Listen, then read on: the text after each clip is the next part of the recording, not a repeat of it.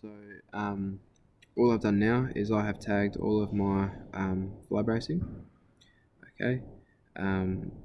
Now I need to tag my columns, my struts, and my rafters. So if I go tag by category, if I come here to find the strut, I get just that tag there, the 75 by 75 by 6. So what I might do is I can either recreate this family, which is going to be my go-to. So file, new family, annotations, metric generic annotation, open. Again, same process. This time what I'm after is this is a structural framing tag that I'm after. Okay. Create label somewhere here, and again I can go by the comments. Alright. Or I can go by the mark. So I'll go by the mark. Okay. Oh. Modify. Just bring these in a bit closer. Oh. That's that finished. So file, save as, family, to our desktop, and this is our structural framing tag. Save. Close this one here, and then we're going to go insert, load family, where it's saved on the desktop, copy, and then we go in here, paste, open this one here, annotate, tag by category. Alright, now what I'm after is my struts. Okay, so again I get the question mark here, so I select all,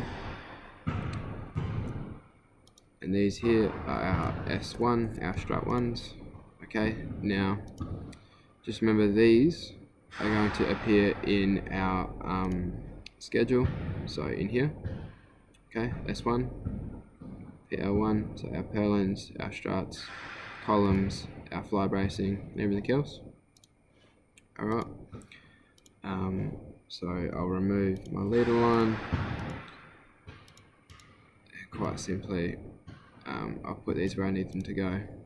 Okay, but what we can do is remove this outer line here.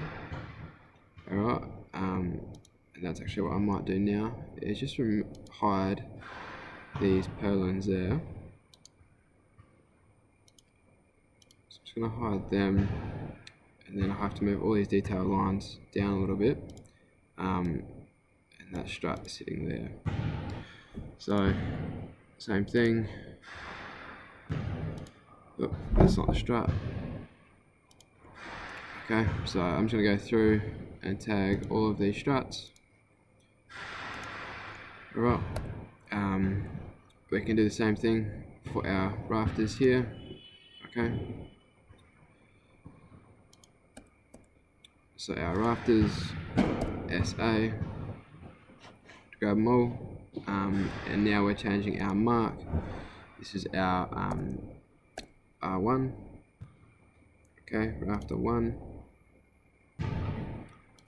Cool. And now we can tag them as well. Okay. Still have to go through and put these tags everywhere where they are. The other ones that we need to do are the columns and these bracing here. Okay, so this bracing we can go through again, and okay, structural framing, right click, select all in entire project. That's going to grab all of them. I'm going to change our mark here. This is our B1, so our bracing rod 1. apply. Alright, same thing, we'll tidy this up in a second, okay, but you will need to go through and do that for all of them, okay. Now whilst you guys are working on that, what I'll do now is I'll just show you, we have to highlight where our vertical bracing is up the walls. I'm just going to hide this bottom as well. Okay, they're not overly important to show there. They are a roofing member, but I'm more interested in showing these struts at the moment. Okay, and delete that one. So what we need to do is we need to put in our vertical bracing, which from here is this one here, this VBR1. Okay, this crisscross. So what I'm going to do is I need to create a family for this again. So file, new family, annotations, and again we can come back to our Magic generic annotation, open. Okay, so we can do it through here or we can do it through symbols. Either one will work. Delete, create a parameter. Okay, so we can go through and we can create the parameter for this. But first things first, what I might do is just create my label.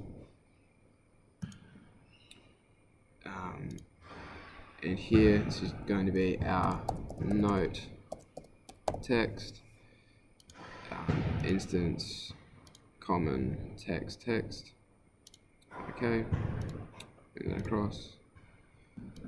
I'll change that to an X. Okay,